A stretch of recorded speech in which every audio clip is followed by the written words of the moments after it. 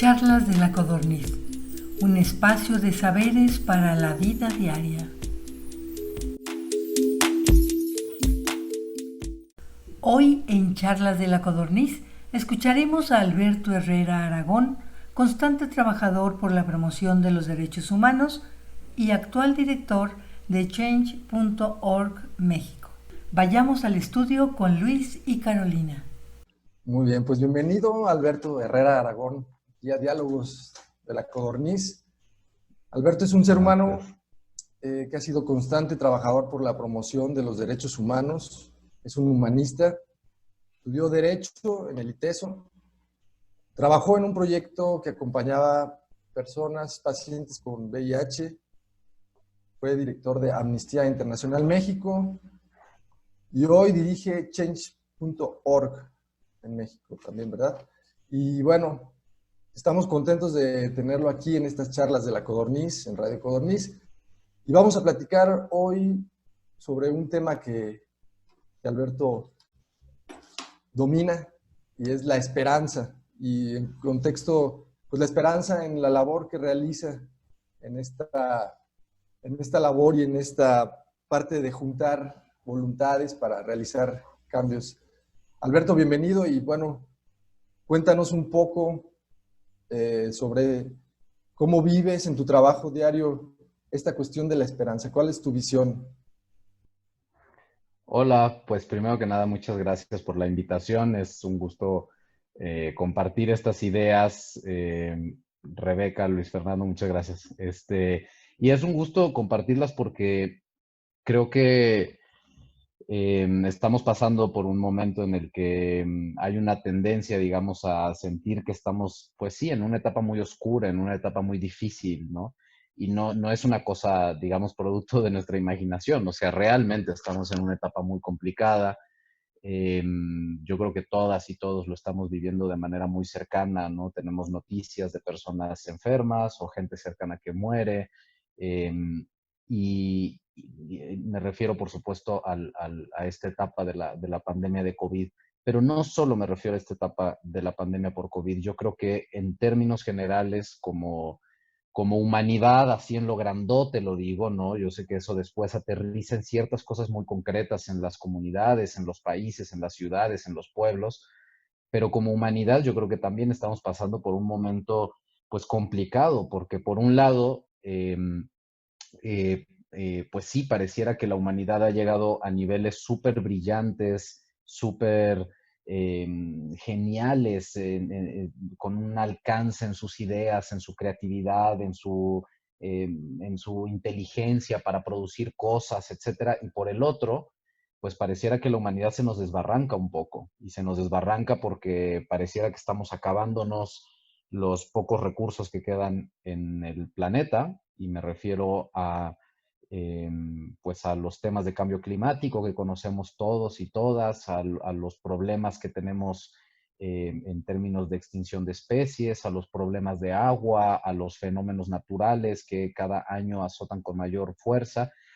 Y todo eso, pues nosotros estamos ahí a la mitad, nosotros los seres humanos, y esto ahora sí que es indistinto de dónde vive uno y de en qué condiciones habita uno en esta tierra. Obviamente hay personas a las que esto les afecta mucho más que a otras, sobre todo a las personas que tienen bajos recursos, pero al final esto es una condición de la que no escapa nadie, y entiendo que en medio de ese momento, pues podría parecer que que hay una condición de mucha oscuridad, ¿no?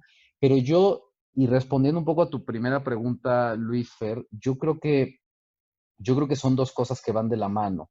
Es decir, sí hay un momento, sí es un episodio oscuro, sí es un episodio difícil, pero creo que de la mano de esa oscuridad lo que hay es una oportunidad para demostrar lo que realmente somos como seres humanos. Y yo creo que es ahí donde habita la esperanza. Yo creo que la esperanza está en la confianza de que en lo que somos como seres humanos no solamente hay desenfreno, destrucción, eh, em, digamos, esta especie de deseo narcisista de tenerlo todo, tenerlo ya, sin importar las consecuencias de ello, etcétera, sino que hay otras cosas y esas otras cosas están en una tensión con ese nivel de irresponsabilidad.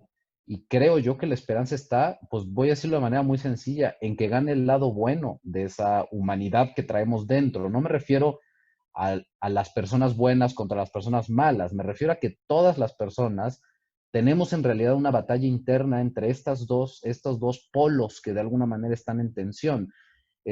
Incluso por más que uno quiera de pronto ser súper responsable, pues sí, de pronto uno termina incurriendo en ciertas prácticas del lado oscuro, por decirlo de alguna manera, ¿no? Y si yo vivo en la Ciudad de México, pero voy, por ejemplo, muy seguido a Guadalajara, y si yo agarro un avión en lugar de irme en autobús, pues sí, el nivel de efecto climático que genera y de impacto ambiental que genera eso es mucho más alto, y constantemente tomamos esas decisiones. Pero también hay otro lado que tira mi humanidad, digamos, hacia el lado correcto, por decirlo de alguna forma. Y yo creo que es ahí donde está la esperanza y pues, ¿cómo decirlo? Mi confianza en este momento está en que estos momentos difíciles de pandemia nos hagan detenernos un momento, bajarle un poco a estas prisas y este como rush que tenemos todo el tiempo de producir, consumir, ser mejores, más competitivos, excelentes, no, esta vorágine de la modernidad entre más hagas, entre más competitivo sea, todo va a ser mejor, y detenernos un poco de manera forzada, y en ese detenernos encontrar una verdad distinta de dónde reside el valor de las cosas y de cómo podemos reaccionar frente a esta humanidad que, como empecé diciendo, me parece que se está colapsando y se terminará de colapsar si no tenemos una reacción pronta. Gracias, Alberto, por lo que nos compartes. Pues parece ser que no es tanto un virus, sino el propio sistema humano que estaba y que está vigente el que colapsa, ¿no? ¿Cómo te imaginas tú, digamos, una sociedad o una comunidad donde triunfe esta esperanza, ¿no? Digamos, algo muy concreto, que lo primero que se te venga a la mente, ¿no? En la realidad que vivimos. Yo me imagino, y es como mi primera intuición, me viene a la cabeza lo pequeño, es decir, como volver a lo pequeño. Contra la inercia de esto, de lo grandote, lo competitivo, lo excelente, lo rápido, yo creo que como me imagino el otro mundo posible, por llamarlo de alguna manera, es un mundo que parte de lo pequeño. Y lo pequeño no es sinónimo de subestimativo, no es pequeño porque valga menos, todo lo contrario, lo que creo es que tenemos que encontrar el valor en eso pequeño. Y cuando digo pequeño, no me refiero solo al tamaño de las cosas, me refiero a lo local, lo inmediato, lo sutil, lo intuitivo. Es decir, todas esas cosas que en realidad todas y todos las tenemos todo el tiempo alrededor. Lo que pasa es que en algún momento dejamos de verlas, dejamos de apreciarlas, dejamos de percibirlas porque estamos medio borrachos de todo lo demás. Pero en realidad, cuando uno está dispuesto a entrar en una especie de condición de cierta sobriedad frente a eso, uno se da cuenta y empieza a disfrutar esta sutileza y empieza a entender una dimensión distinta que hay en nuestra humanidad, en nuestra forma de construir relaciones interpersonales, de construir comunidad, de construir relaciones cariñosas. Y eso, por lo menos en mi experiencia, no ha partido de las grandes cosas, ni de las grandes ideas, ni de los grandes estudios, ni de los grandes trabajos, sino ha partido de poner atención en lo pequeño y lo inmediato. Y cuando digo lo pequeño y lo inmediato, además me refiero a cosas a las que todos tenemos acceso, todos y todas. No hay una condición de privilegio en eso. Y siento que ahí, y esto es meramente una intuición, siento que ahí se puede revelar una condición de la humanidad que posiblemente represente una respuesta frente a este desafío que estamos viviendo. Hace poco me preguntaban, en un espacio, me preguntaban, ¿tú crees que hemos aprendido como humanidad de los errores que hemos tenido, de los problemas que hemos tenido. Y yo lo que respondía es, creo que no hemos aprendido, creo que hemos reaccionado frente a eso. Y ponía el ejemplo de la pandemia, es decir, se nos viene un virus encima y lo que hacemos de inmediato es reaccionar frente a ello, ¿no? Y reaccionar de muchas maneras, ¿no? Ponemos a las comunidades científicas a trabajar en la vacuna, desarrollamos todo un sistema de comunicación para medidas preventivas, medidas de política pública, un montón de cosas reactivas. Pero eso no significa que estemos aprendiendo, es decir, transformándonos a partir de algo que nos ocurre. Eso es aprender, no simplemente reaccionar para defendernos. Y yo tengo la impresión de que si lo que queremos es aprender, tenemos que bajarle tantito a la arrogancia que hemos acumulado como humanidad, como personas durante muchos años, muchos siglos diría incluso, y poner por delante una dosis de humildad que justo nos lleva a reivindicar lo pequeño. Por eso es tan importante lo pequeño, porque nos lleva al concepto de lo humilde. Y por eso es tan importante lo humilde, porque si no hay humildad no podemos ir a lo pequeño y entonces nos quedamos atrapados en un circuito de arrogancia. Y no quiero dejar de decir una cosa que es muy importante. Esa cultura de lo grandote, lo competitivo, lo excelente, lo que se impone, lo racional, etcétera, es una cultura patriarcal. Y uso esa palabra, la palabra patriarcal, porque es muy importante que nos demos cuenta que es una cultura que hemos construido los hombres, no las mujeres, los hombres la hemos construido. Porque los hombres somos quienes históricamente hemos tenido el poder en las familias, en la política, en las religiones, en las comunidades, en los gobiernos, en todos lados.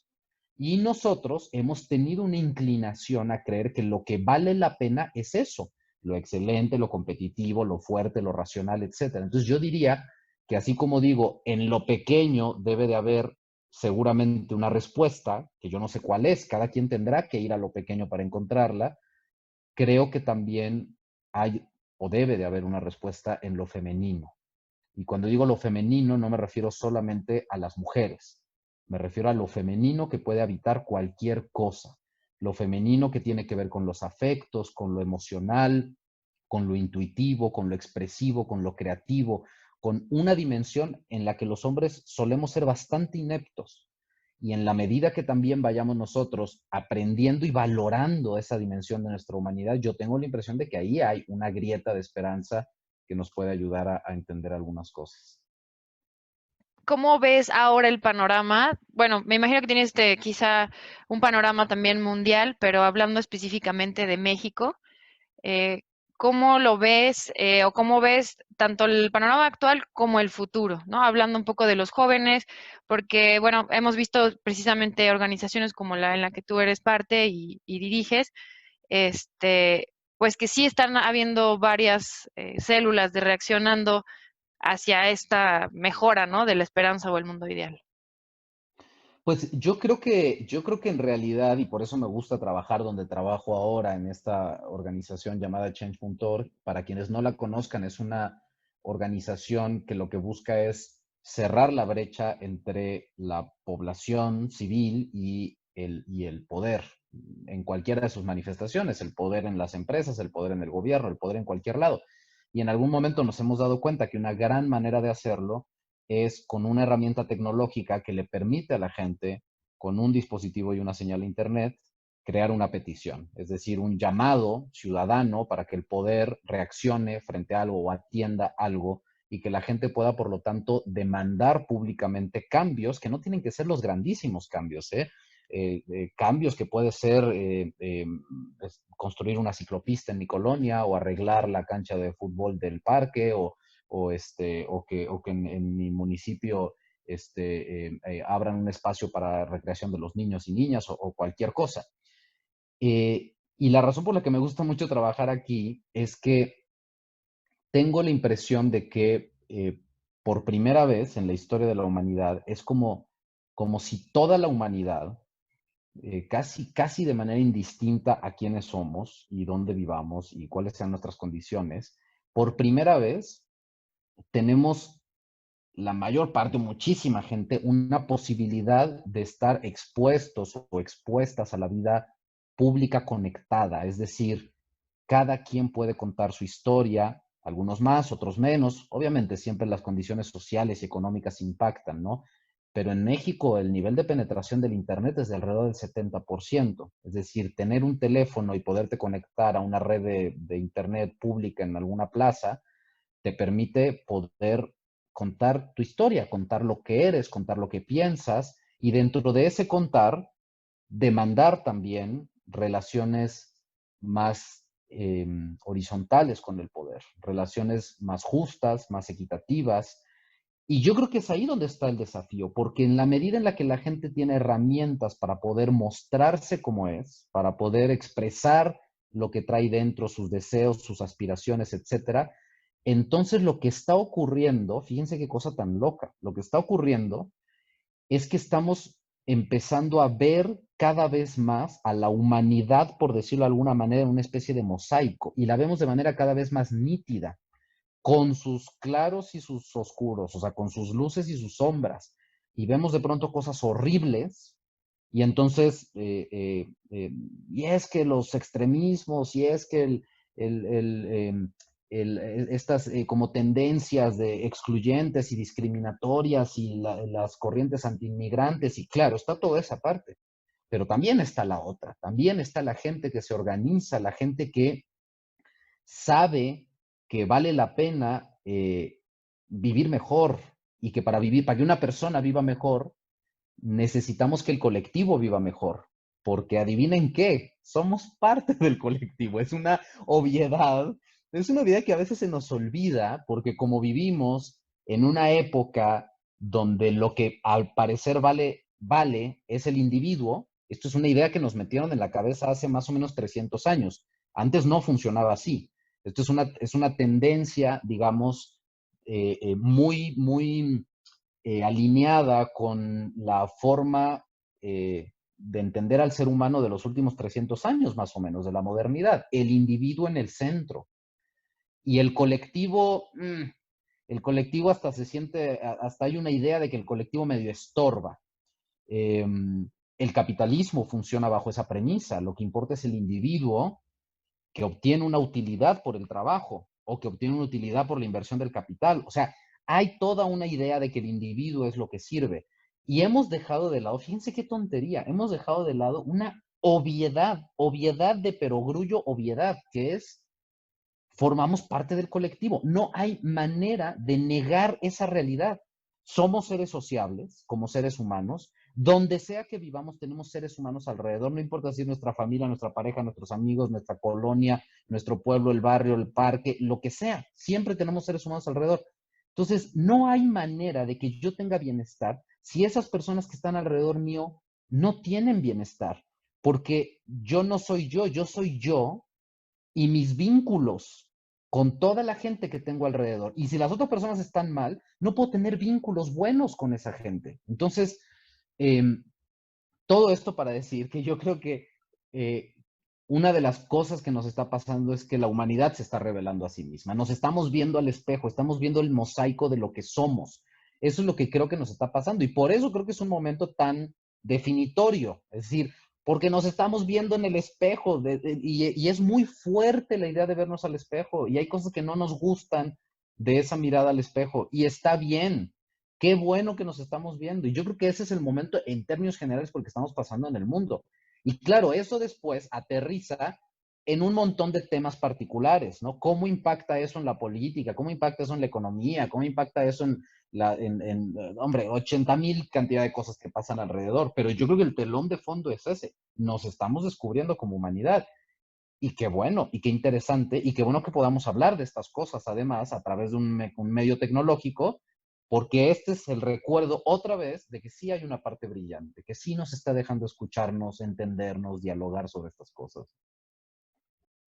Perdón si estoy siendo muy abstracto y muy general. A lo mejor con las ideas de excelente. No, muy bien, muy buenas ideas que de hecho van de alguna manera en la dirección en la que va Radio Codorniz y eso nos da muchísimo gusto, ¿no? Es la idea de poner estos temas en boca de todos. Y si tuvieras, por ejemplo, que decir cuáles son los temas más importantes quizá en la agenda que deberíamos de considerar, cuáles serían, porque como bien dices, el momento de que se va la cascada, pues encontramos que es economía, política, salud, educación, desarrollo personal, salud mental, diversidad, inclusión. ¿Cuáles serían los tres quizá grandes temas que deberíamos quizá de enfocarnos o que están más? Mira, yo te voy a responder la pregunta, pero nada más quiero hacer una anotación porque voy a responderla de acuerdo con lo que a mí me parece que son temas importantes, pero es que creo que justamente una de las cosas que nos está ocurriendo es que está habiendo una sana relativización también de estas cosas. Es decir, ¿quién determina cuál es la importancia de ciertas cosas? Fíjense, esto es muy interesante. Para yo saber qué es importante para otra persona, tengo que tener la capacidad de escuchar lo que la otra persona me está diciendo. Si yo planteo que en términos generales, absolutos en el mundo, hay tres cosas que son importantes, es que no estoy escuchando. Son las cosas que a mí me parecen importantes porque yo habito un contexto, un enfoque, una perspectiva particular de las cosas.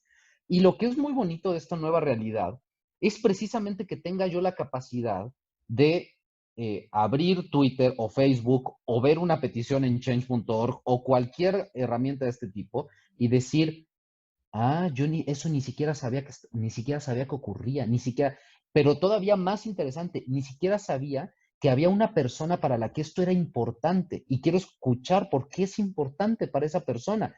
Y normalmente la forma de saber por qué algo es importante tiene que ver con la historia personal que hay detrás. Es decir, normalmente detrás de un tema que es importante, hay una persona afectada por ese tema.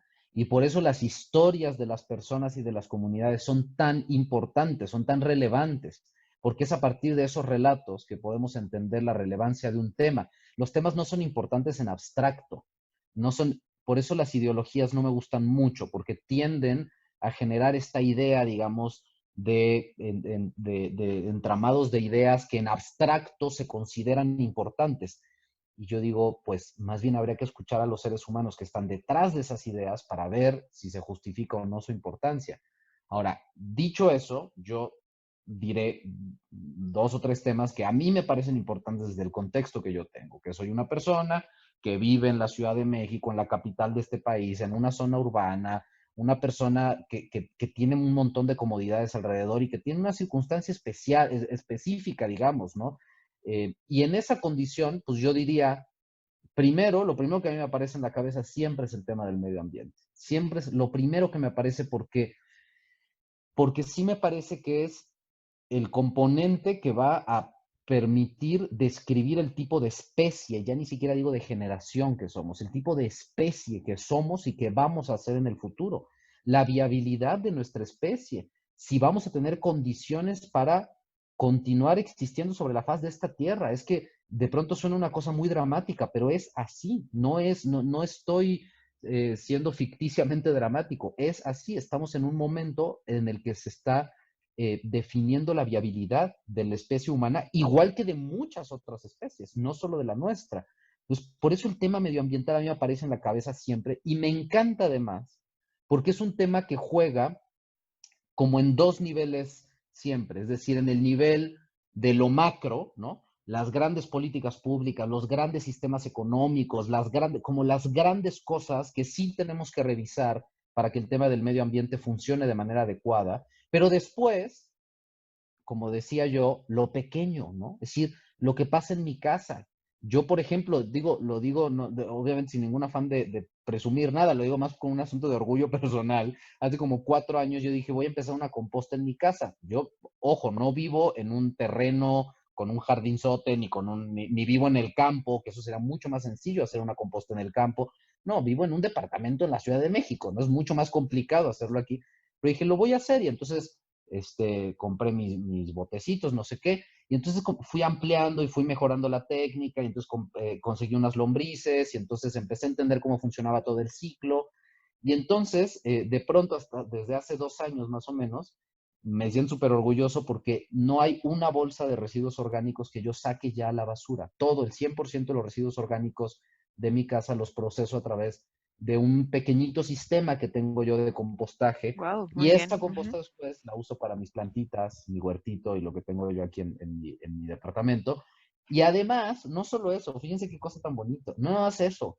No es un tema solamente del impacto que eso tiene en el tema medioambiental. Además, a mí me ha permitido entender cómo funciona una cosa que es muy obvia, pero que mucha gente no la ve porque no ve el ciclo, que es el ciclo de la vida y de la muerte. O sea, hay una especie de recorrido completo de tener bueno, seguramente ustedes lo ubican muy bien, pero tener un desecho orgánico que en realidad es una materia viva, pero que se está muriendo, digamos, pero que con un proceso de transformación termina convirtiéndose en tierra, en abono, a partir de que unos bichitos se comen todas las cosas, y luego eso lo usas para plantas, es decir, para que haya vida otra vez. Y luego esas plantitas se mueren y entonces vuelves a utilizar eso y entonces hay un ciclo ahí que te revela una condición de la vida que es muy interesante porque también te permite entender tu propia vida, tu propia muerte que ocurrirá en algún momento, etcétera, etcétera, ¿no?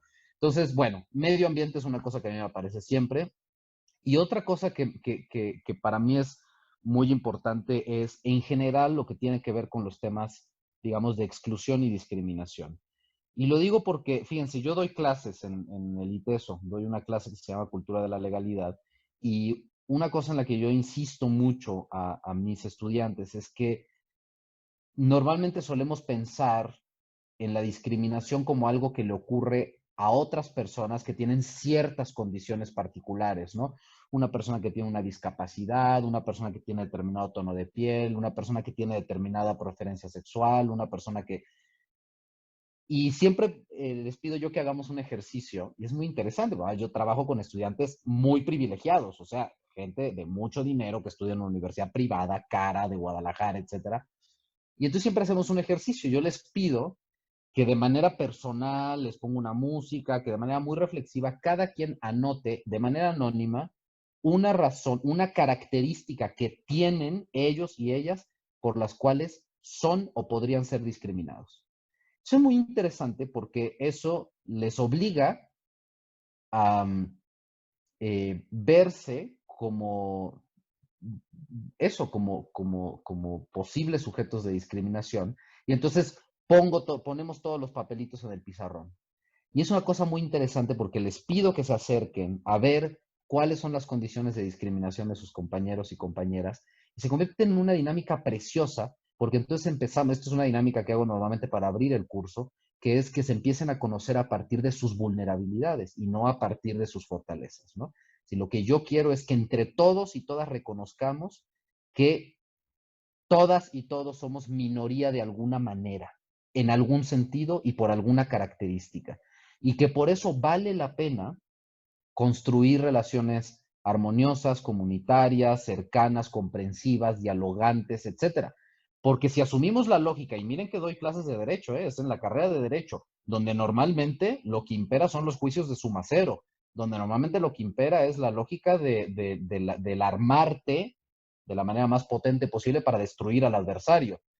Y justamente lo que a mí me interesa es desarrollar una visión distinta del mundo de lo jurídico, donde lo que se puede hacer realmente sea resolver conflictos y no simplemente darle la razón a una de las partes, sino resolver conflictos. Y para eso hay que aprender a dialogar, hay que aprender a entendernos, a escucharnos, y para eso tenemos que aprender a entender que si todos somos minoría de alguna manera, en algún sentido, entonces a todos nos conviene y a todas que no exista la discriminación. Entonces, eso es como posiblemente dos temas en los que yo transito muchísimo. Ahora que si yo les contara las cosas que vemos en la plataforma en change.org, olvídate, ¿eh? Cosas, yo creo que, fíjense, esto es muy interesante, uno de los grandes temas que aparecen ahí todo el tiempo, fíjense qué cosa tan loca, es el asunto del maltrato de los animales.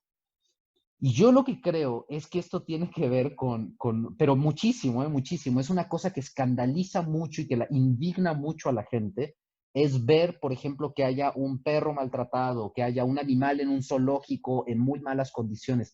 Y fíjense qué interesante, yo no sé qué piensan ustedes, pero a mí lo que me ha siempre como hecho interpretar es que la gente, es una cosa muy loca, la gente cuando ve un animal sufrir, lo que ve es un ser vivo en una condición máxima de inocencia y de indefensión frente a un ogro que lo está lastimando. Es decir, hay una relación, hay una historia como químicamente pura. El malo, malo, malo, malo que está lastimando al bueno, bueno, bueno, bueno, indefenso, ¿no? Y entonces esto nos tendría que hacernos preguntar, creo yo, y con esto redondeo, ¿por qué cuando un ser humano daña a otro ser humano no nos genera esa impresión? ¿Por qué hay una especie de sospecha, como de sospechosismo de, pues por algo habrá sido, por algo lo habrán desaparecido, por algo lo habrán torturado, por algo lo habrán matado, ¿no? Con un perro no. Si a un perro lo están lastimando, inmediatamente es como maldito ser humano que lo está lastimando. Y parecía que con los seres humanos hay una especie de presunción de culpabilidad que andamos cargando todo el tiempo, porque no solemos construir relaciones de confianza con nuestros pares, ¿no? Entonces, bueno, nada, ahí un poco como para decirte lo que nos encontramos en la plataforma.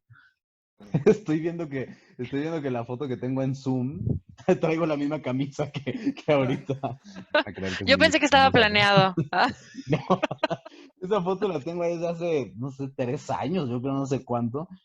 ¿Esa camisa te la llevabas a la universidad? Ah, no. Exacto. La misma que la de mi título del ITESO. Perfecto. Oye, pues la verdad súper interesante. Ahora me gustaría que si nos platicaras para entender precisamente todo esto que comentas, un poco sobre ti. Ya Luis hizo una presentación, pero platícanos tu trayectoria, tus experiencias y por qué decidiste irte por esta línea, ¿no? Y cómo descubriste que esto era pues tu pasión, ¿no? Claro, pues, es una pregunta súper difícil siempre que le pidan a uno hablar de sí mismo, ¿no? Pero, a ver, yo empezaría diciendo que yo nací en Guadalajara, vivo ahorita en la Ciudad de México, pero nací en Guadalajara. Y bueno, voy a hacer un juicio sobre la ciudad de Guadalajara, pero tengo que hacerlo porque esa impresión, esa percepción que yo tuve cuando viví en Guadalajara de la ciudad donde yo nací tiene mucho que ver con, creo que mis motivaciones para hacer muchas cosas en mi vida. Yo nací en Guadalajara, pero mi papá y mi mamá son de la Ciudad de México, entonces de alguna manera yo vivía en la casa como una serie de, pues no sé si decir valores, pero sí como de formas de relacionarme distintas a lo que yo vivía fuera de mi casa, ¿no? Afuera de mi casa yo vivía una realidad que siempre la percibí como una realidad muy conservadora, muy elitista, muy clasista, con una mirada muy corta, con una especie de, de valores puestos en lugares que no correspondían con lo que yo era y con lo que yo quería y con lo que me hacía sentir más a gusto. Em, y yo recuerdo, pues, desde la secundaria, ¿no? Una especie de impulso permanente dentro de mí a como mover las fronteras, mover las barreras que yo sentía que la propia ciudad me ponía enfrente, pues justamente por ser una ciudad con una mirada corta, que era como yo lo interpretaba, ¿no? Voy a poner un ejemplo muy sencillo de una cosa muy tangible sobre esto. La Calzada Independencia. La Calzada Independencia es una avenida, para quienes no conocen Guadalajara, es una avenida que divide a la ciudad, absolutamente la divide. Y no solo la divide en este momento, sino la ha dividido desde que llegaron los españoles. Abajo de la Calzada Independencia es la avenida que cruza el centro histórico, digamos, en la ciudad. Abajo de esa avenida hay un río entubado, que es el río San Juan. Por eso el mercado que está ahí cerca se llama Mercado San Juan de Dios. Bueno, cuando en la época de la colonia, los españoles vivían, como ahora dicen los tapatíos, de este lado de la calzada, ¿no? O sea, de este lado del río, y los indígenas vivían del otro lado del río. Esa marca distintiva estratificante que estratificaba la ciudad, la sigue estratificando y sigue existiendo esa marca. Muy, muy parecida. Si uno ve dónde están los museos, dónde están las universidades, dónde están los centros comerciales, dónde están los fraccionamientos más caros, etcétera, pues prácticamente todo está de este lado de la calzada. Y hasta recuerdo un día, en algún momento en mi vida, que yo me pregunté, fíjense qué pregunta tan tonta, ¿no? Pero me pregunté, pero si nosotros decimos que somos los de este lado de la calzada, ¿cómo dicen los que viven del otro lado de la calzada? ¿No? Porque ellos no pueden decir que somos los de este lado, porque los de este lado somos los de este lado, no los del otro, ¿no? Entonces, esa idea, digamos, de que hay gente distinta, a la que no accedes, con ciertas barreras socioeconómicas, políticas, identitarias, etcétera. Yo desde muy chiquito empecé a brincarme las trancas y a decir, yo quiero ver qué hay allá del otro lado, ¿no? Y eso me empezó a llevar a darme cuenta que del otro lado lo que hay es una multiplicidad de realidades, de identidades, de historias, de muchísimas cosas, con unos niveles salvajes de injusticia, de dolor, de inequidad, de condiciones que a mí me parecían absolutamente intolerables. Y entonces empezar a navegar en esas aguas se empezó a convertir en una especie de imperativo ético para mí, pero no solo imperativo ético racionalmente hablando, sino una cosa, digamos, un imperativo con el que yo además desarrollé una conexión de profunda emocionalidad, eh, eh, de profundo arraigo, de profundo deseo, digamos, de estar en esos espacios.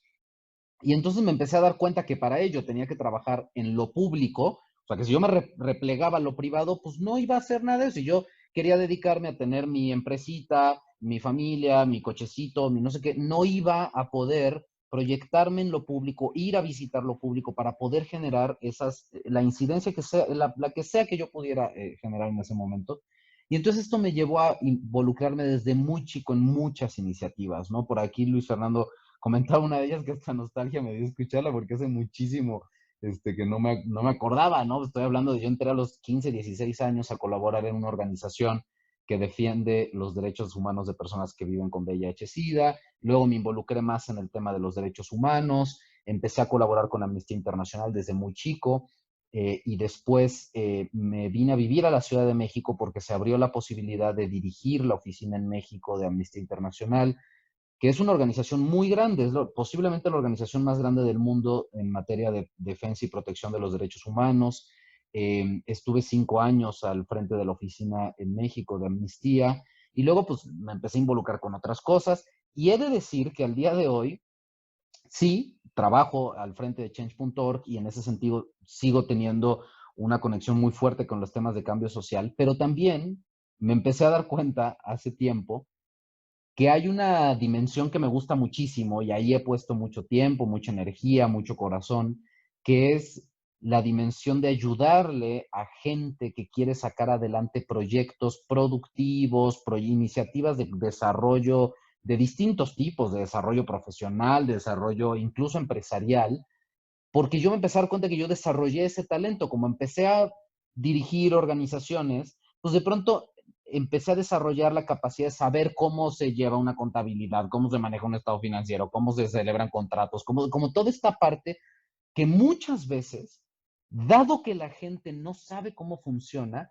no puede desarrollar sus propios proyectos, o sea, no puede poner su papelería, no puede poner su... Y entonces terminan siempre viviendo a la sombra de ser empleados de una empresa en la que les pagan muy poco, con muy poca autonomía, simplemente por una condición de terrible exclusión, que es no saber cómo funcionan los sistemas que les permitan emanciparse laboralmente, por decirlo de alguna manera.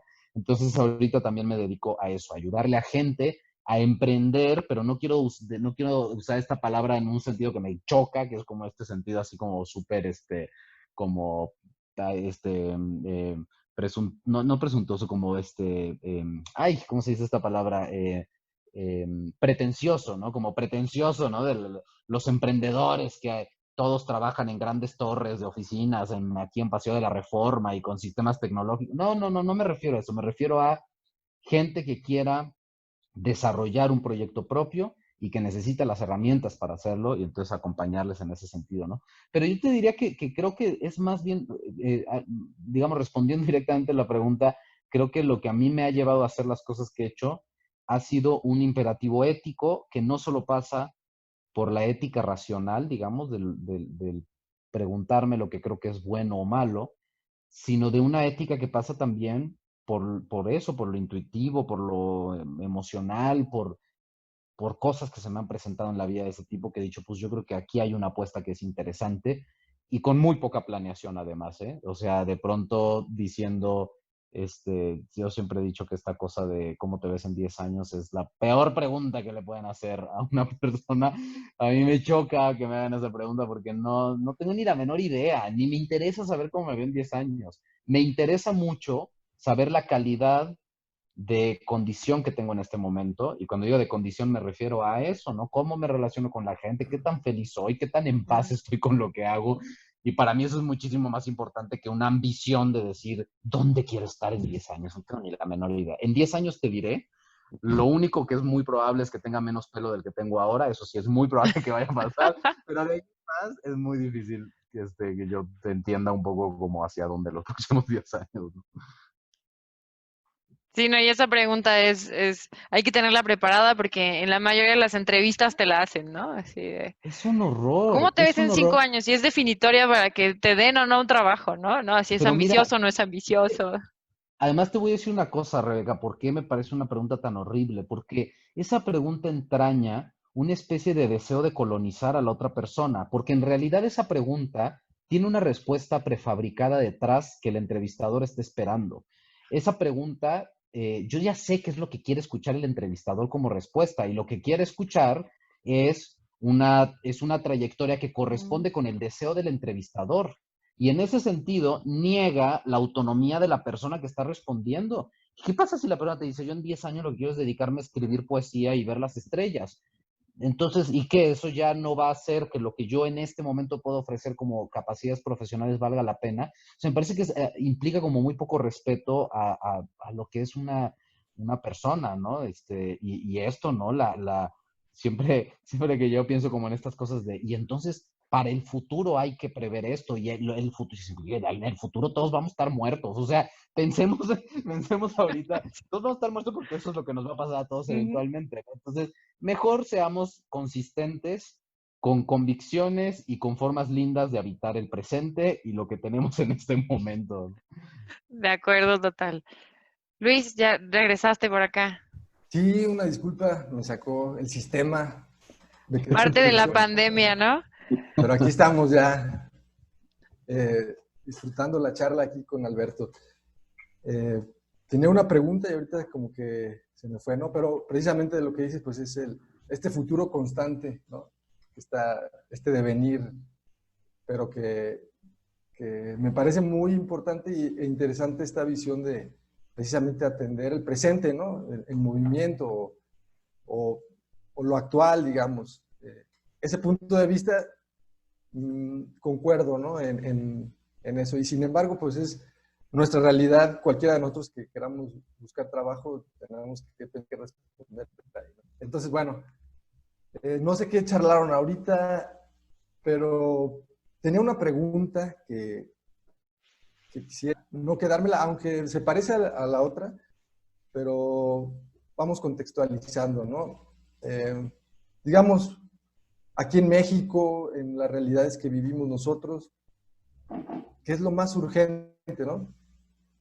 Digamos, por cambiar, ¿qué sería lo más urgente, lo que no se puede postergar, es decir, lo que es de vida o muerte para, para la humanidad, ¿no? O para esta utopía quizás con la que nos movemos algunos de nosotros, donde nacen estos proyectos, esta búsqueda de estos espacios, pero de pronto, lo digo como algo que yo estoy viviendo, de pronto es abrumadora la realidad, ¿no? Entonces, como persona dentro de un colectivo y en esta conciencia de esta dinámica de la vida, y compartiendo pues este país, esta realidad, aunque ciudades distintas, pero ¿qué es lo más urgente? Yo creo que lo más urgente es recomponernos socialmente, es decir, cuando digo socialmente me refiero a, eh, hay una serie de condiciones que nos han ocurrido como país en los últimos años que han fracturado esto que le llamamos muy elegantemente el tejido social, ¿no? Pero el tejido social no es otra cosa más que la forma en la que habitamos en comunidad. Y claro, ese tejido social tiene características distintas en los distintos contextos. Hay contextos en los que ese tejido social hace, por ejemplo, que la gente sea un poco más reservada, ¿no? Sobre todo en las grandes ciudades, no suele haber, yo de hecho he de decirles una cosa, yo tengo 12 años viviendo en la colonia en la que vivo ahora en la Ciudad de México. ¿Y saben qué es lo que tuvo que ocurrir para que yo conociera a los vecinos de mi colonia? Adoptar un perrito. Ahora tengo un perrito que quiero mucho, que se llama Rafi, y lo saco a pasear en la mañana y en la noche a un parque que hay acá cerca. Y entonces eso es lo que me ha hecho tener un pretexto para conocer a mis vecinos y a mis vecinas. Pero si no, dificilísimo, ¿eh? En 10 años, 11 años de vivir en la colonia, dificilísimo. ¿Qué digo yo en la colonia? En el edificio donde yo vivo. La única condición en la que yo le veía las caras a las personas del edificio donde yo vivo es porque se convocaba una asamblea para resolver algún problema del edificio, pero si no, dificilísimo. Entonces, y a ver, también es cierto que la gente que habitamos en grandes ciudades, un poco también buscamos eso. Yo por lo menos sí encuentro un cierto encanto en un pequeño anonimato de las ciudades. A mí me gusta eso porque también te permite experimentar una forma de habitar diferente. Hay un cierto grado de libertad en eso que a mí me gusta y yo lo valoro. Pero también lo otro para mí es importante. Pero bueno, en cada contexto tiene su propia forma de construir tejido social. En el campo, el tejido social se construye de otra manera. Normalmente tiene raíces muy profundas, que tiene que ver con generaciones y generaciones de familias que han encontrado una, una razón de ser en la vida de los individuos a partir de los referentes comunitarios, a partir del rol que tienen dentro de la comunidad, a partir de sus creencias, de su religión, de sus mitos, del contacto con la tierra, de un montón de cosas. Bueno, de hecho, a Luis Fer y a mí nos tocó hace muchos años, en uno de los viajes, yo creo que de los viajes más bonitos que yo he tenido en mi vida, ir a los Altos de Chiapas y entender un montón de cosas sobre esa forma en la que se construye esa relación comunitaria entre los individuos, pero también en la relación entre los individuos y la tierra y la forma de producir cosas, que es muy diferente a la forma en la que se producen cosas al estilo maquila. Es una cosa distinta y por eso es que no se puede poner a competir a una comunidad indígena tzotzil y sus mecanismos productivos de café con una empresa tipo Nestlé que produce toneladas y toneladas de cosas. Son dinámicas radicalmente distintas. Bueno, lo que yo creo es que han habido una serie de dinámicas en los últimos años o en las últimas décadas en México que lo que han hecho es privilegiar una forma de habitar en este país y todo aquello que se desalinea de esa forma de habitar el país quedó condenado a no sé si a su desaparición, pero sí por lo menos a su fractura completa, digamos, a colapsarse, porque dejó de tener sentido esas otras formas de construir comunidad. Y yo creo que ahí hay una cosa, diría, posiblemente lo más urgente que tenemos en México, que es reconstruir esa vida comunitaria, reconstruir esa vida social en lo que para cada quien significa, insisto, no estoy queriendo decir que todos nos tengamos que ir al campo a vivir con el mismo modelo comunitario, no, no, no, porque cada quien tenemos identidades diferentes y formas diferentes de habitar, pero lo que sí creo que no podemos seguir permitiéndonos es el destino forzado de comunidades y de individuos empujadas por un sistema productivo, económico, político, etcétera, a tener que a fuerza habitar determinadas condiciones de vida, a tener que a fuerza irse de sus comunidades campesinas para tenerse que ir a la frontera, a Ciudad Juárez, a trabajar en una maquila por la famosa reconversión de habilidades, ¿no?, que planteaba el Tratado de Libre Comercio, y porque solamente así van a poder integrarse en un sistema productivo, económico, etcétera. Todos esos procesos terminan fracturando las relaciones sociales, comunitarias, personales, de arraigo, de muchísimas cosas.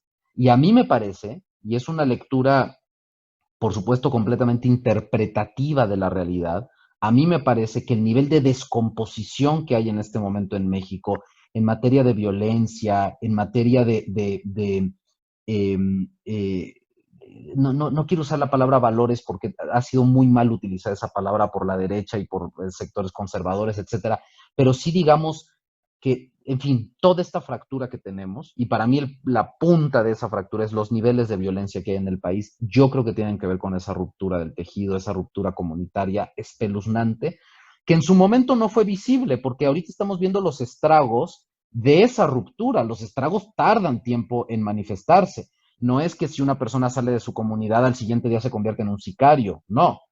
A lo mejor para que se convierta en un sicario, primero se tiene que ir a Ciudad Juárez y darse cuenta lo miserable que es la vida ganando 3 pesos con unas condiciones brutales de desorientación en términos de lo que aquello que te da sentido en la vida, que te da arraigo, que te da comunidad, que te da referentes, que te da una forma de habitar sanamente la vida.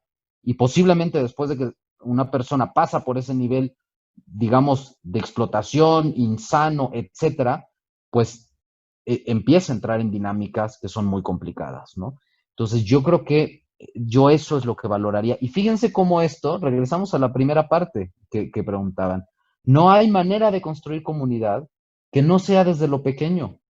Así como yo, lo voy a decir, pues sí, va a sonar muy ingenuo, muy inocente lo que voy a decir, pero así como, ¿cómo empecé yo a construir comunidad? Pues así, yendo con mi perrito al parque, a convivir con los vecinos y entonces dándome cuenta de la diversidad de gente que vive en mi colonia, que cada quien hace cosas diferentes, que cada quien tiene gustos distintos, que a unos les gusta la cocina, que a otros les gusta no sé qué, que el otro tuvo problemas con su pareja, que el otro no sé qué. Entonces uno empieza a entender desde lo pequeño una forma de construir comunidad, ¿no? Y yo diría, pues, y esa es la gran pregunta que yo quizás abriría, ¿cómo podemos hacer para construir lo pequeño?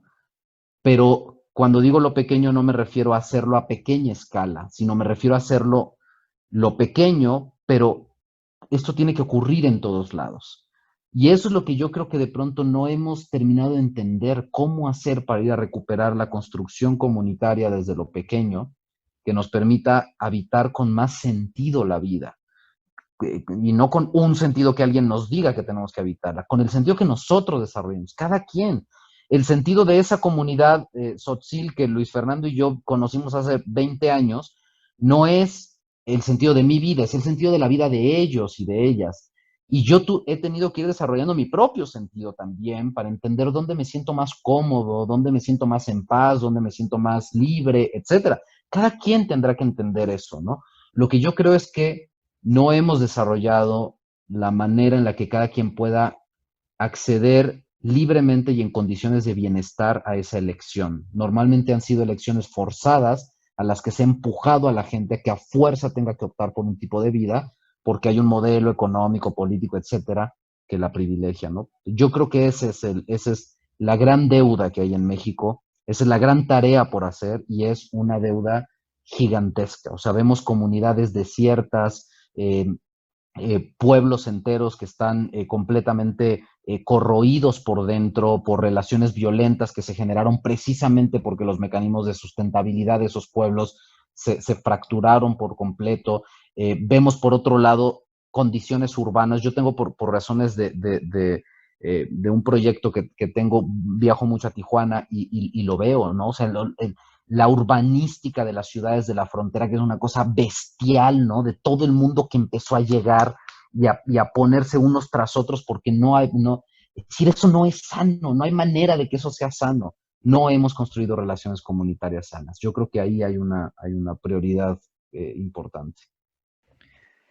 Y bueno, precisamente ahora que comentas todo esto de las acciones pequeñas, digamos, o quizá en lo comunitario, eh, ¿cuáles serían, o de acuerdo a tus pensamientos o tu opinión o tu experiencia, como acciones concretas que pudiera hacer la comunidad para precisamente acercarnos más a esto, ¿no? La comunidad ahorita, yo como un ser en parte de una comunidad, ¿qué podría yo hacer para contribuir precisamente a rehacer un poco el tejido social? Y bueno, también entendiendo que cuál sería como nuestra responsabilidad como seres parte de una comunidad, ¿no? Claro. Pues mira, creo que cada comunidad tiene que encontrar sus procesos. No es fácil saber qué es lo que cada comunidad tendría que hacer. Pero a mí me parece que hay una condición, digamos, muy elemental y no por ser elemental frecuente, en las comunidades, que es la capacidad de escucha y de construcción de relaciones armoniosas. Creo que una de las razones por las cuales las relaciones comunitarias suelen fracasar es que hay muy poca capacidad de eso, de escucha y de construcción de lo colectivo y de lo público y de lo común, ¿no? Es decir, creo que esta idea de que el individuo es el que tiene que prevalecer, mi interés por encima del otro, etcétera, nos ha generado una visión poco colectiva y poco común de las cosas, ¿no?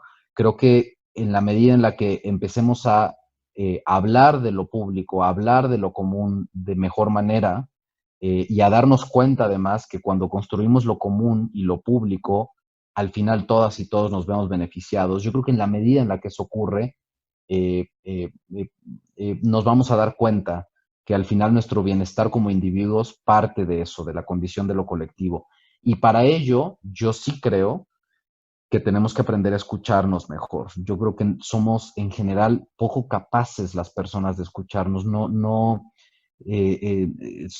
y somos poco capaces, un poco por lo que decía también al principio, porque tenemos una mentalidad colonizada por esta idea que ya decía yo al principio, de la excelencia, la competitividad, lo grandote, lo racional, lo ¿no? Y eso no permite que escuche lo otro, porque no estoy interesado en escuchar lo otro, estoy interesado en ganarle al otro, estoy interesado en competir con lo otro.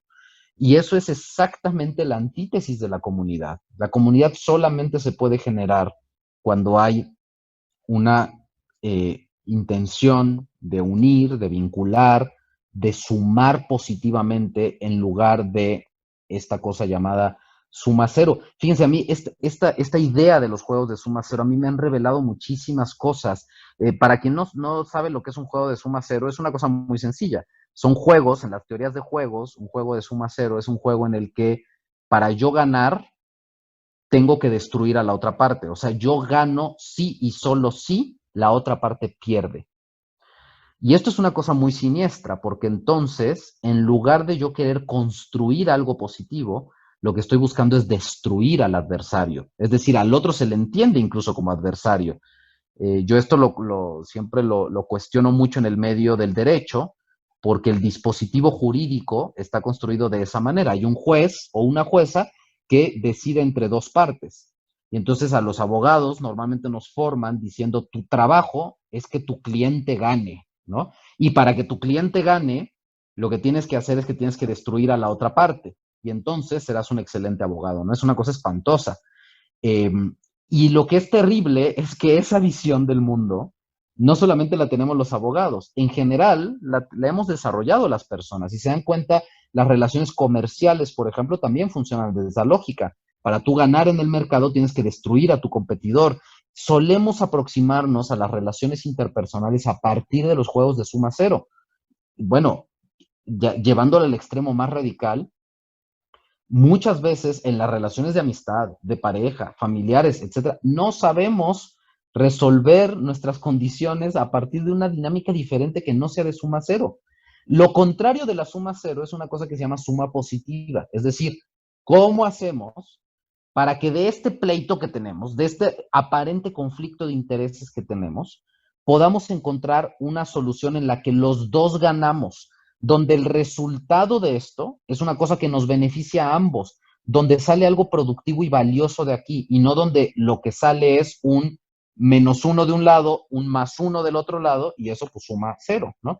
Entonces, eso tiene que ver con una disposición distinta frente al conflicto, con una capacidad de escucharnos distinta, de entendernos de manera distinta, de tener una mayor humildad, de tener una menor arrogancia, etcétera, ¿no? Entonces si a mí o sea, respondiendo a la pregunta así como muy genérica de cómo construir mejor comunidad, pues yo diría escuchándonos, apostando por lo público y lo común que tenemos entre las diferentes personas y buscando convertir los juegos de suma cero en juegos de suma positiva y ayudar a que, como me decía una vez una chava que estaba traía un conflicto de pareja y me decía, fui con quien en ese momento era su pareja, y lo que le dije fue, no puede ser que en medio de esta situación horrible por la que estamos atravesando no seamos capaces de sacar una flor. Y es una manera, digamos, que tenía ella de decir, ¿somos capaces de construir algo valioso, algo positivo del conflicto que tenemos? Y pues yo siempre preguntaría, cuando hay un conflicto, ¿somos capaces de sacar de aquí una flor? Y si una comunidad es capaz de sacar de ahí una flor, estará construyendo lo público y lo colectivo y por lo tanto una mejor calidad, creo yo, de relación comunitaria. Excelente, muy bien. Oye, ¿y el papel del gobierno en este sentido? ¿Cómo lo ves o qué opinas o cuál sería tu input en esta parte, ¿no? Yo creo que el papel del gobierno debería de ser garantizar condiciones de vida elementales, básicas, que disminuyan la tensión entre los seres humanos. En la medida en la que todas y todos tenemos garantizadas condiciones básicas de vida, podemos salir de la dinámica de la ley de la selva, donde cada quien tiene que estar arrebatándose el bistec, por decirlo de alguna manera. Y entonces podemos partir de un piso común distinto y más armonioso, donde mi supervivencia no parta o no dependa de tener que atrincherarme en mi propio interés individual. No tener garantizadas condiciones básicas de sobrevivencia genera muchísima violencia, muchísima violencia. Y por eso creo que la labor más importante del gobierno debería de ser eso, la construcción de condiciones básicas. Ahora, para construir esas condiciones básicas, se requieren una serie de decisiones y de medidas. Una de ellas, fundamental para mí, es la redistribución del ingreso. No puede ser que tengamos una segmentación del ingreso en este país tan obscenamente diferenciado, donde tengamos un Carlos Slim y tengamos niveles de pobreza del África subsahariana. Es decir, no podemos esperar que de esa segmentación obscena del ingreso surjan relaciones armoniosas y pacíficas. Es que no hay manera de esperar eso. Yo cuando veo esos niveles de inequidad, lo primero que pienso es, no nos quejemos luego de los secuestros, de las desapariciones, de los homicidios, del narcotráfico. O sea, no nos quejemos. Es absolutamente natural y esperable que esa condición de inequidad genera una situación de estrés social que deriva en las condiciones de violencia que tenemos en este momento. La única manera de que no existan esas condiciones de violencia es que tengamos condiciones de armonía básica y de sobrevivencia garantizadas. Y para eso, pues lo siento mucho para la gente que tiene ingresos altos, pero no hay otra manera que cobrar más impuestos y esos impuestos redistribuirlos en la gente que no está teniendo el ingreso que tiene que tener para poder tener sus condiciones de vida aseguradas. Sí se necesita y eso no se va a conseguir hasta que no haya una reforma fiscal que le cobre más, porcentualmente hablando, a la gente que más gana en este país. Voy a darles un dato nada más para que lo tengan presente. México forma parte de una organización a nivel internacional que se llama la OCDE, que es la Organización para el Desarrollo, la Organización para la Competencia del Desarrollo Económico. La OCDE son países comparables con México, digamos. El promedio de impuestos sobre la renta, el impuesto sobre la renta es el impuesto que tenemos que pagar todas las personas por los ingresos que recibimos. Es decir, entre más ingresos recibes, tu impuesto sobre la renta tiene que ser más alto. Obviamente, si ganas salario mínimo, tu impuesto sobre la renta, es más, no debería existir. Posiblemente incluso deberías de tener un subsidio del gobierno. Bueno, el impuesto sobre la renta más alto que hay en México, el tabulador más alto es del 35%. O sea, Carlos Slim paga el 35%. Los ricos más ricos de este país pagan el 35%.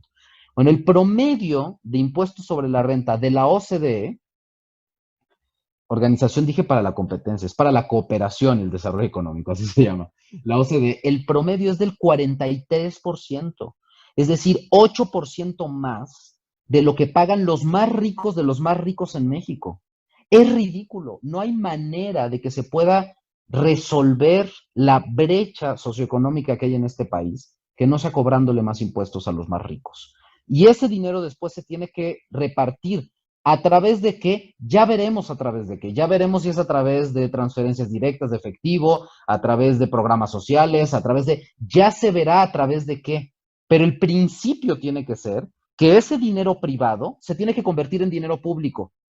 Y ya después vemos qué hacemos con ese dinero público. Y estoy seguro que si ese dinero público, si ese dinero privado se convierte en dinero público y ese dinero público se administra adecuadamente, hay condiciones para brindarle a la población de este país y a las franjas más desfavorecidas condiciones de sobrevivencia garantizadas, que hagan que no tengan que estar sometidos a una condición de estrés, de menosprecio, de subestimación, etcétera, que generen las condiciones de violencia que tenemos en este momento. Pero tenemos que partir de eso, tenemos que partir de que tenemos que pagar más impuestos y que eso se tiene que redistribuir.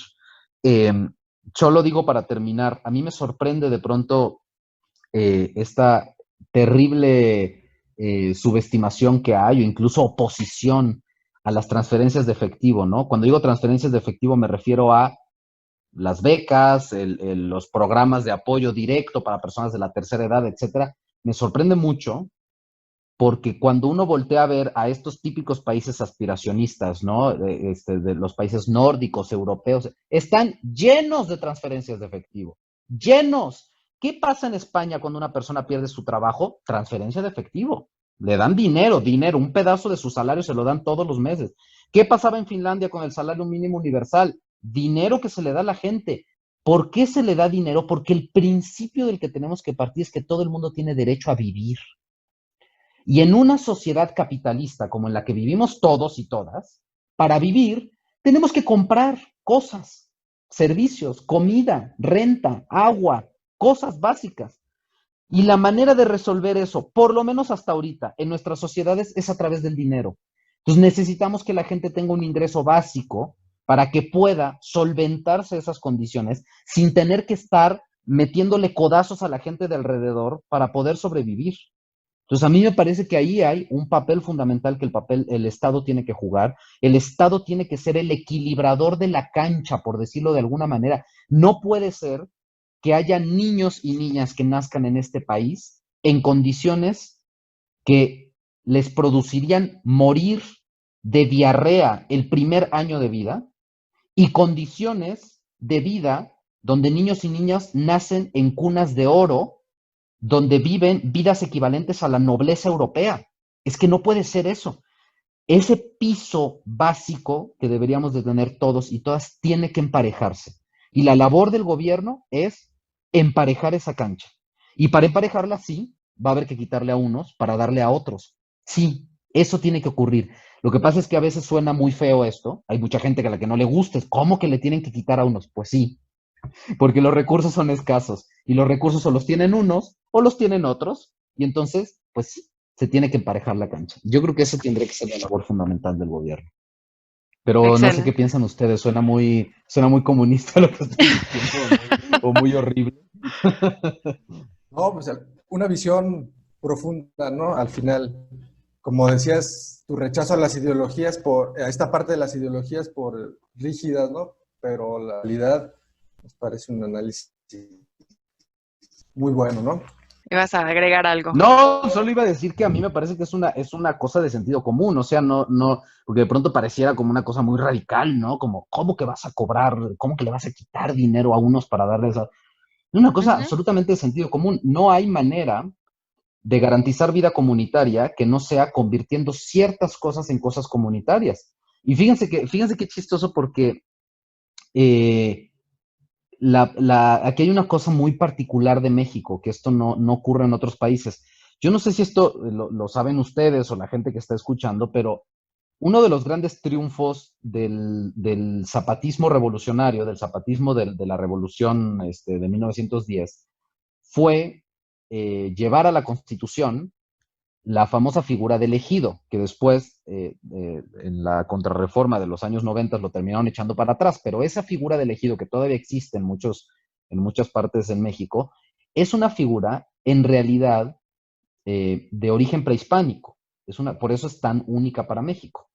Si no me equivoco, se llamaba Calpulli, la figura, digamos, de propiedad, entre comillas, porque no se entendía de esa manera, pero de disposición de tierras en el México prehispánico para las comunidades. Y de ahí proviene esta idea de que la tierra es de quien la trabaja, lenguaje, digamos, zapatista de la revolución, esta frase que mucha gente la habrá escuchado, porque además hay muchas bromas al respecto, ¿no? De la tierra es de quien la trabaja, tiene que ver con eso, tiene que ver con que el calpulli eran porciones, y si me equivoqué de concepto ahorita lo voy a googlear para ver, porque no quiero hacer el ridículo con la palabra, pero creo que sí es el calpulli, porciones de tierra que las autoridades en determinadas urbes prehispánicas le entregaban a ciertas personas o a ciertas familias para que las utilizara, para que las cultivara.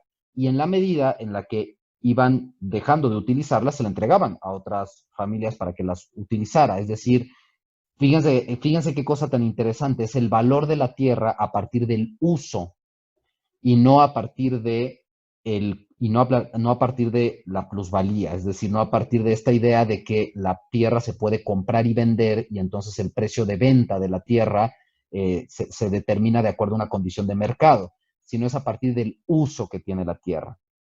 Entonces ahí hay una cosa que es muy interesante. Y esa idea del calpulli termina como constituyéndose en el ejido, y el ejido pues no es propiedad privada. Por eso, entre otras cosas, terminan en la contrarreforma de los años 90, terminan destruyendo la noción del ejido en la Constitución. La terminan destruyendo porque al ser una figura no capitalista, porque no es propiedad privada, no permitía que el gran instrumento capitalista de este país, que es el Tratado de Libre Comercio con Estados Unidos y Canadá, pudiera desplegarse, digamos, con toda amplitud en México. Pues porque la tierra no se podía comprar y vender, porque en los ejidos no se puede comprar y vender la tierra, porque no es propiedad privada. El ejido básicamente lo que hace es identificar 3 tipos de propiedades más o menos ahí dentro, ¿no? La propiedad privada, entre comillas, porque no es privada, pero la propiedad privada que es yo tengo mi casa en el ejido, pero yo no puedo vender ese terreno. Para venderlo necesito autorización de la Asamblea Ejidal. Fíjense el nivel, digamos, de comunitarismo que hay ahí. Y después está la propiedad común, digamos, que son pues las áreas comunes que hay en el ejido, que puede ser la plaza del pueblo, que puede ser las calles, etcétera. Y después está la propiedad rural, que es la propiedad de trabajo, ¿no? Entonces, lo que intento decir con esto es que venimos de un modelo, por lo menos en el campo, venimos de un modelo que no funciona con esa visión de lo privado en el que yo trabajo, yo gano, yo conservo, yo acumulo. No, funcionaba de una manera como súper diferente, ¿no? Y la exacerbación de ese modelo de producción capitalista y de acumulación de capital ha llevado a construir menos lo público, menos lo colectivo. Y en términos de impuestos, eso se refleja en una tasa de cobro de impuestos muy baja. Porque en la medida en la que pagamos pocos impuestos, pues entre más dinero ganas, más acumulas y más te quedas. Construyes menos lo público. Si nosotros pagáramos más impuestos, habría más dinero en lo público y podrás construir más cosas públicas, ¿no? Más escuelas, más clínicas, más cosas comunes, ¿no? Pero, pues obviamente, incrementar impuestos tiene un costo político muy alto y por eso muchas veces el gobierno no quiere hacerlo, ¿no? Pero bueno, a mí, en definitiva, me parece de sentido común. Hay gente que dice que no, hay estudiosos, personas estudiosas que creen que no, porque en la medida en la que uno cobra más impuestos, inhibe la maquinaria productiva, ¿no? Porque hay una idea de que si yo cobro muchos impuestos, estoy desincentivando que la gente produzca, porque el mayor incentivo para que una persona produzca es tener mucho dinero y entonces, pues si tú cobras muchos impuestos, desincentivas, ¿no? Pero bueno, al final es una discusión que tiene que ver con cómo se construye lo público y a mí me parece que las lecciones que hemos tenido en el pasado de otros países y de otros contextos es que la única manera de construir relaciones sanas tiene que ver con garantizándole a la gente que no se va a morir de hambre, que no tiene que inmiscuirse en cosas raras y feas para poder ser alguien en la vida y para poder tener el derecho a vivir, básicamente, ¿no? Y precisamente en este sentido, digo, al menos en México, pasa bastante, ¿no? Quizá las personas intentan hacer precisamente estas pequeñas acciones, hacer comunidad, o al menos es lo que yo he detectado desde el punto de vista personal, y pues te topas con estas realidades y terminas precisamente diciendo, pues me uno y hago esto negativo o ya no sigo haciendo lo que estaba haciendo, ¿no? Algunas recomendaciones que tú consideres importantes para no dejarse llevar por esto o por seguir en esta parte de recuperar la esperanza, a pesar de que las condiciones de nuestro país estén en vías de avanzar, por no decir que están caóticamente, eh, pues aquí, ¿no? No sé.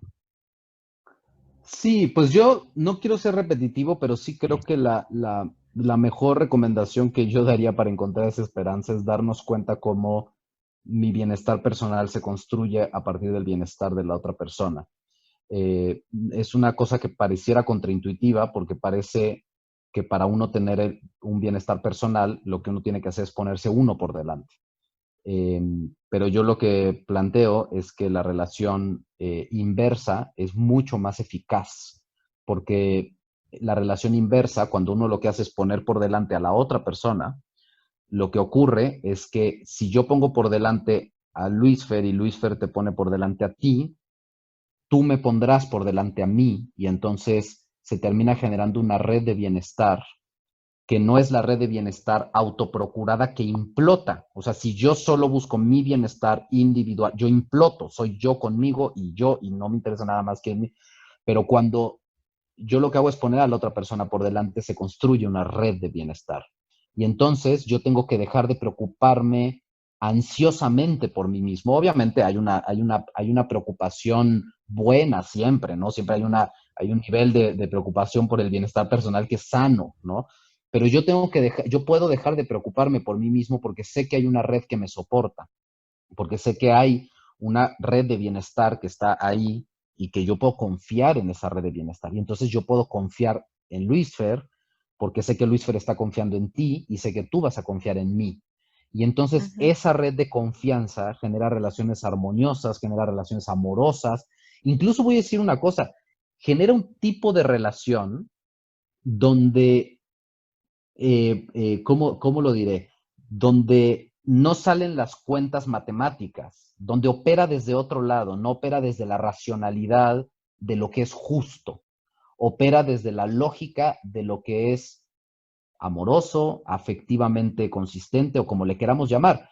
Cuando nosotros tenemos relaciones personales afectivas, con amigos, con parejas, con familia, con lo que sea, uno no está haciendo el cálculo de lo minúsculo para ver si yo pagué exactamente lo que tenía que pagar y la otra persona exactamente lo que... Porque si eso empieza a ocurrir, se empieza a generar una condición de muchísima ansiedad, donde pareciera que a mí me corresponde exactamente algo y no puedo pasarme de la raya. Y cuando lo que hay es una relación amorosa, una relación afectiva, esas líneas se difuminan un poco, y eso es muy interesante porque se difumina, porque la relación se construye a Ujú. partir de otra cosa, que no es a partir del atrincheramiento sobre lo que es mío y lo que es tuyo. Y fíjense cómo entonces, diría Ernesto Cardenal, un poeta que a mí me encanta, nicaragüense, diría Ernesto Cardenal que el amor es un poco comunista, comunista en el buen sentido de la palabra, ¿no? Es decir, que construye lo común, donde deja uno de preocuparse por lo que es mío, mío, mío, mío, para empezar a preocuparnos por lo que es nuestro. Y entonces, yo creo que ahí hay una clave de la forma de construir relaciones que es muy productiva y muy interesante, a pesar de que no tengamos la contabilidad clarísima, ¿no? Porque se construye desde otro lado. Entonces, yo diría eso, como resumen diría, preocuparse por el otro o por la otra, preocuparse por la persona que está enfrente, procurar el bienestar de la persona que está enfrente, aun cuando vaya en detrimento de mi capital, de mi ¿no? No quiero decir de mi propio bienestar, porque al final no, al final eso me redunda en mi bienestar, pero sí en eso, ¿no? A lo mejor en mi dinero inmediato o en mis posibilidades inmediatas, pero preocuparme por la otra persona, creo yo que al final nos termina generando muchísima tranquilidad, pero no tranquilidad moral, no es la tranquilidad de, ay, qué bueno que estoy haciendo el bien. No, no me refiero a esa tranquilidad, me refiero a la tranquilidad de saber que hay una red de soporte. Es más, voy a decirlo de esta manera, yo por eso, y a lo mejor hay gente que está escuchando que brincará con esta idea, pero pues ni modo, es una convicción que yo tengo. Yo por eso no creo en esta idea de la familia nuclear como forma de, como unidad básica de la sociedad. No, me parece que es una idea tan individualista eso, además muy influenciada, por cierto, por una visión, creo yo, muy proveniente de los Estados Unidos. En Estados Unidos hay mucho esta idea de lo familiar, los apellidos, lo que se construye dentro del núcleo de lo familiar. Todo el tiempo hablan en Estados Unidos si se dan cuenta, por ejemplo, cuando habla el gobierno, siempre hablan como la familia Biden, ¿no? La familia Obama, y hay esta idea de que todo se construye dentro de la familia. Y esto es una cosa bien peligrosa, porque lo que hace es atrincherarnos en torno al núcleo, en lugar de expandir nuestra posibilidad de construir comunidad desde otro lado. Porque además, ¿qué es esa familia nuclear? Y si yo no quiero construir esa familia nuclear porque no quiero casarme ni tener hijos, y yo decido que construyo mis relaciones afectivas desde otro lado, y que en todo caso mi familia, entre comillas, es en realidad una red de afectos y de preocupación por las demás personas distinta, que no tiene que ver ni con quién vivo, ni tiene que ver sino tiene que ver con otra cosa, tiene que ver con cómo construyo mis afectos, pues a lo mejor resulta que ahí hay una clave para construir esa comunidad, no solo desde lo familiar sanguíneo, sino desde lo comunitario amoroso, por llamarlo de alguna manera, ¿no? Entonces, a mí me parece que ahí hay por lo menos es una recomendación que yo haría. Busquemos construir una relación donde la otra persona sea una prioridad en mi vida, porque eso eventualmente además también me va a terminar reportando un bienestar pues muy padre, ¿no? Excelente, muy, muy interesantes pensamientos, la verdad, para reflexionar. Luis, no sé si tengas más preguntas, algo más que quieras comentar. Estoy fascinado al escuchar a Alberto y me gustaría que quisiéramos, bueno, dejar la puerta abierta para una segunda charla, eh, precisamente en cuestiones concretas de esta parte de construcción de lo pequeño, ¿no? De construir lo pequeño como camino al cambio de realidad, ¿no?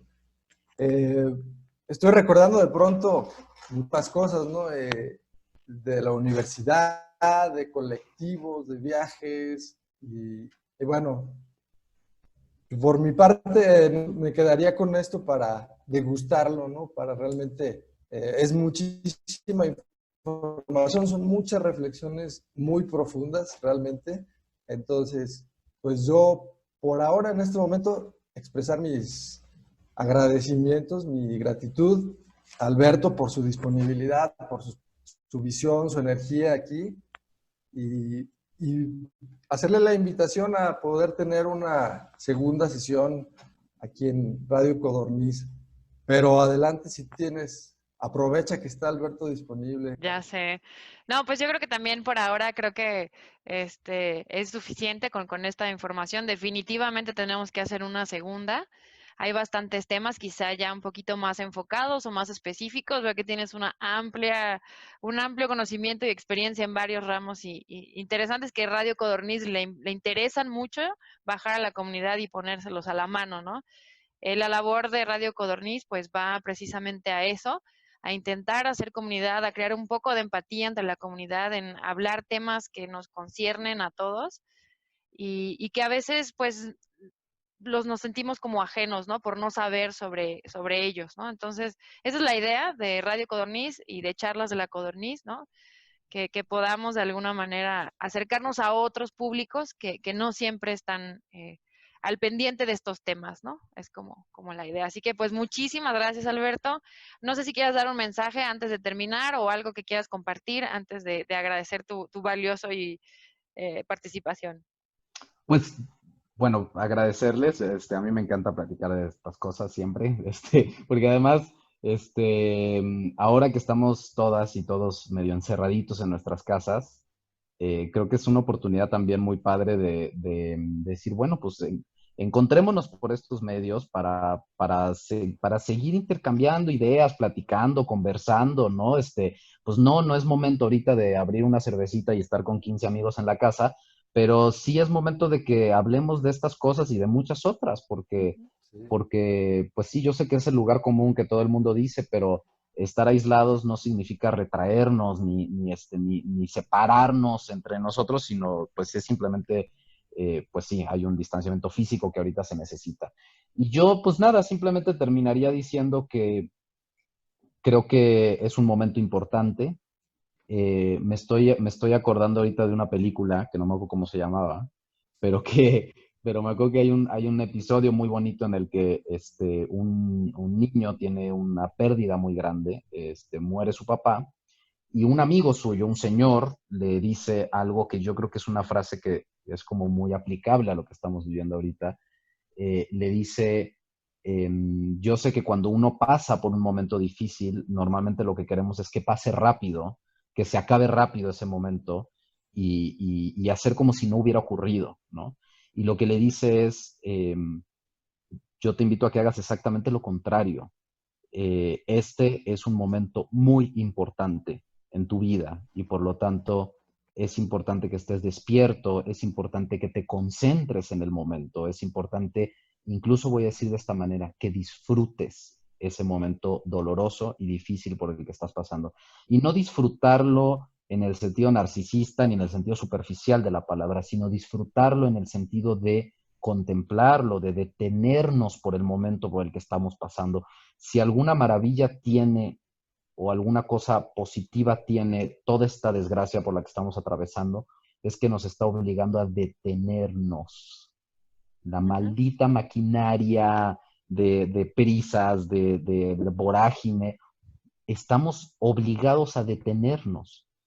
Y yo diría, aprovechemos que tenemos enfrente un monstruo horrible y que tenemos que estar quietos frente a él para dialogar con él, para observarlo, para escucharlo y para aprender de él. Entonces, pues yo simplemente cerraría diciéndole a la gente que espero que estén en condiciones y que puedan vivir con la mayor paz posible este momento, y que esa paz le permita a la gente aprender lo que tenemos que aprender del momento por el que estamos pasando. Porque si no aprendemos, vamos a desperdiciar esta oportunidad muy importante que estamos teniendo de, en medio de tanto dolor, poder rectificar un montón de cosas que tenemos que rectificar.